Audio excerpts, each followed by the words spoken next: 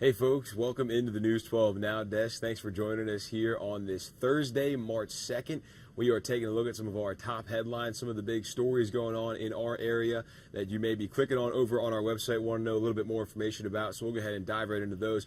Before we get started, though, we did just get some word into our newsroom. It's about 7:10 in the morning right now. McDuffie County schools will not be running buses today. They were vandalized. The buses were, and so they won't be able to run those buses. If you aren't able to get to school because of that, that will be an excused absence today. So again, McDuffie County schools not going to be able to run bus transportation today, but it will be an excused absence if you can't get to school because of that.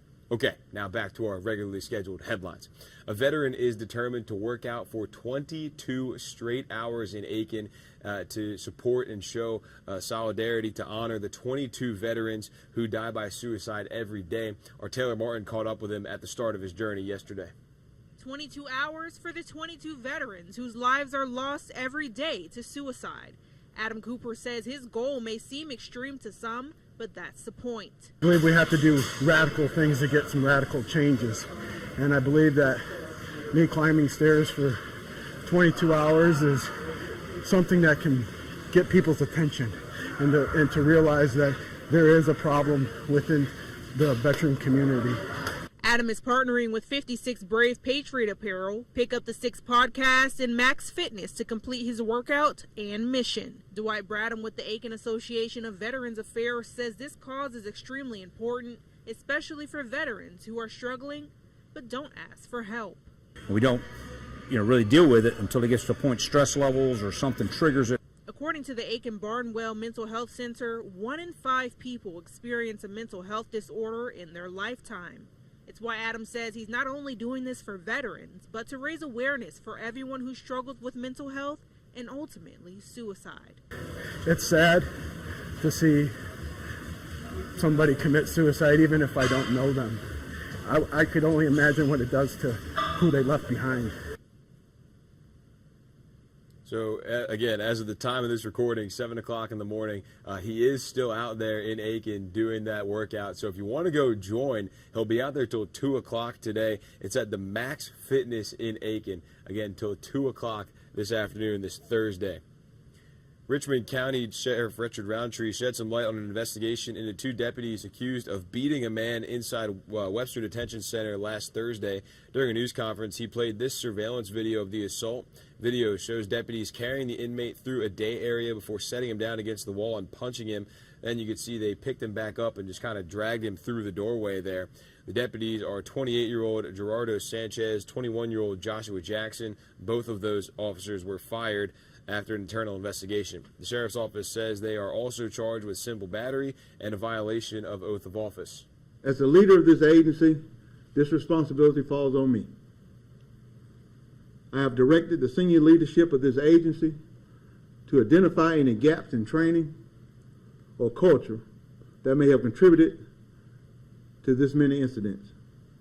Sheriff Roundtree called the situation a wake-up call for the agency. In the past year, 12 Richmond County deputies have been arrested. 6 of those have been on excessive force. The sheriff's office says they are trying to figure out the gaps in training and culture that may lead them to this type of behavior.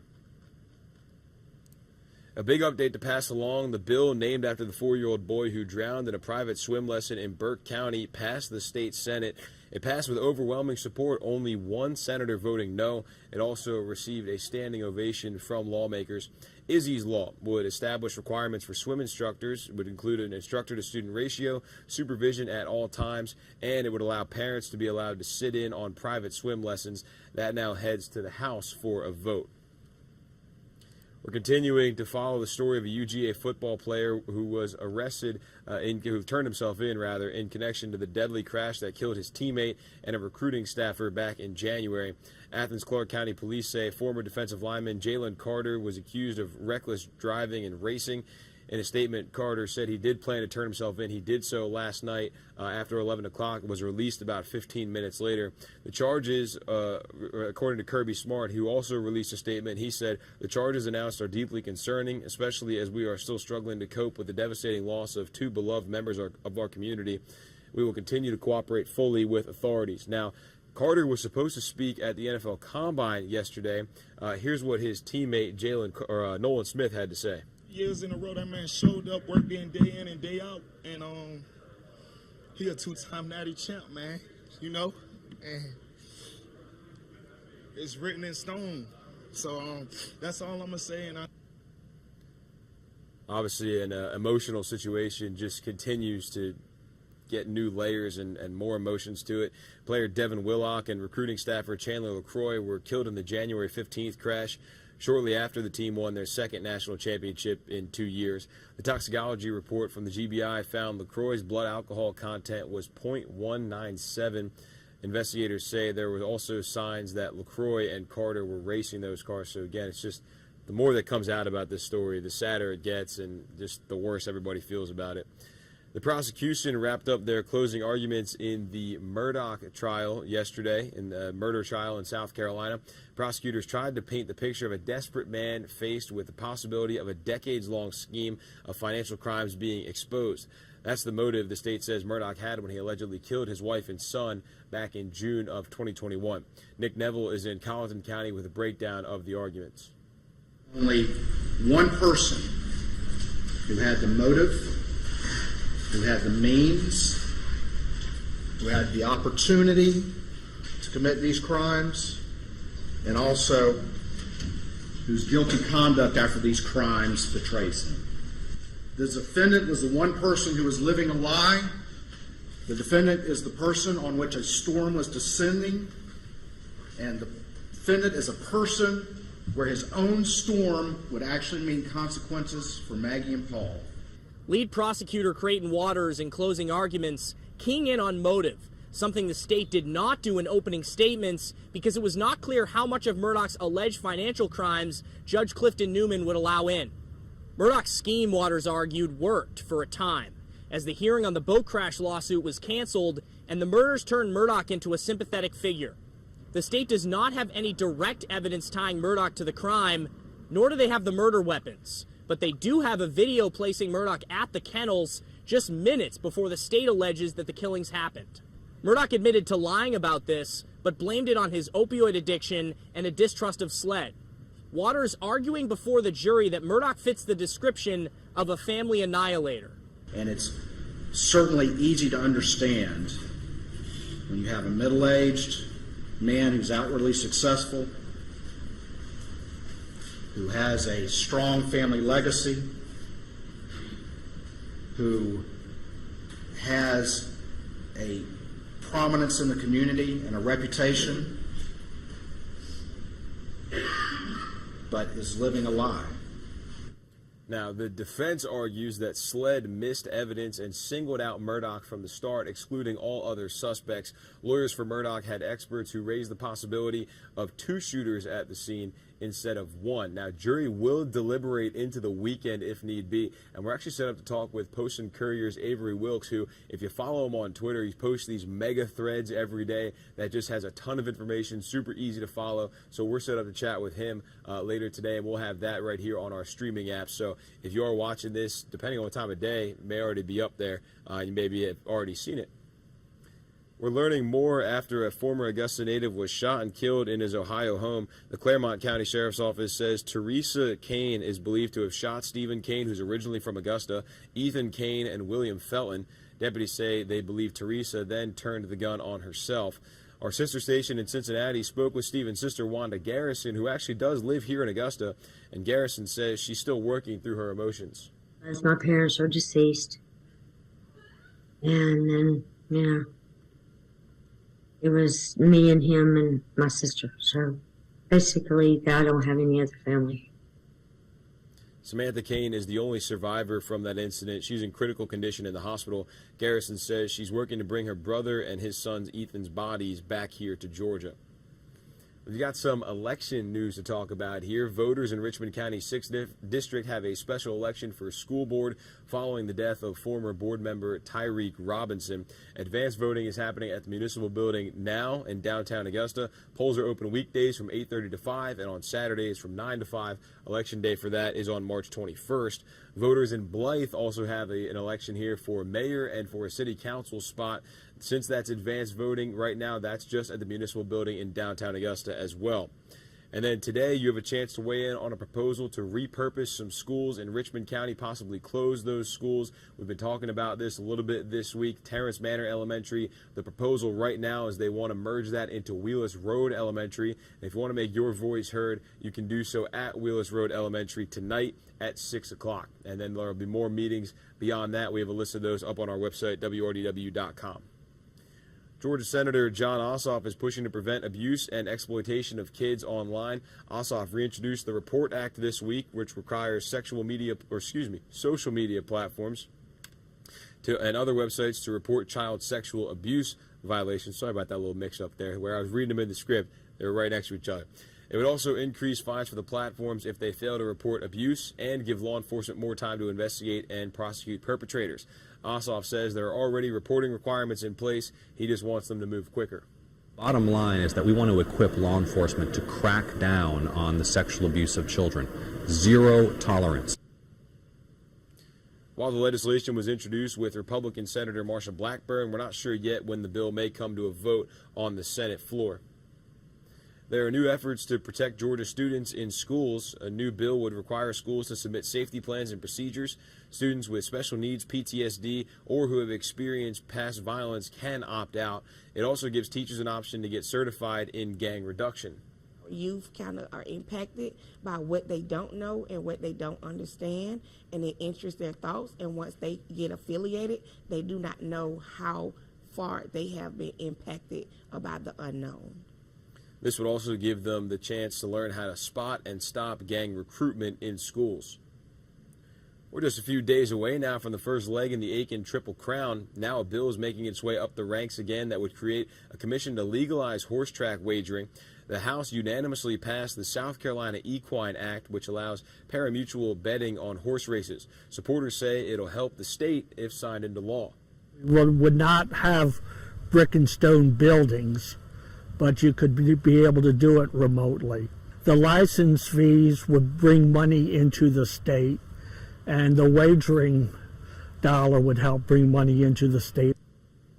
This bill would need to be in the hands of the State House by Monday to pass in this legislation. Blighted properties have been an issue in Augusta for years. Mayor Garnett Johnson has mentioned cleaning the city as a priority, and now we're looking at the process city leaders are making and the progress they're making. Last year, the city said it removed 184 properties, while 40 had to be demolished through city funds. It's gone through code enforcement's help that they pushed 144 properties to get removed without city money. One man we spoke with says he's lived in Old Town for 8 months, but has lived in the area for 14 years. He says the aging buildings are part of the city's history. Old Town is definitely someplace that can be revitalized. No doubt about it. It can be a gold star for the city. So yeah, I would encourage the city to continue doing what they're doing. I hope they do. I think there's other people like us that will move down here. Engineering has an open list of 122 properties they're still working through, and there's still at least 300 properties on back hold. Well, day 2 of the Major League Fishing Invitational wrapped up yesterday. Day 3, the final day, is today. The field of 150 is cut down 2/3 for the final day, where they compete for the grand prize of $80,000. So we sent our resident angler, Riley Hale, out there to let us know what it's all about. Good job. 29-13, the top 25 right now, Mike. Cut day for the MLF Invitational at Clarks Hill. All 150 anglers fish the first 2 days, but only the top 50 get to fish the final day Thursday. The top angler in the field continues to be Dakota Ebert. He had the lead after day 1 with more than 23 pounds and brought in another big bag today, bringing his 2-day total to 42 pounds and 3 ounces. He also caught the biggest fish of the day at 8 pounds and 4 ounces. Fans from around the area came to weigh in today at Wildwood Park, meeting their favorite anglers and cheering them on.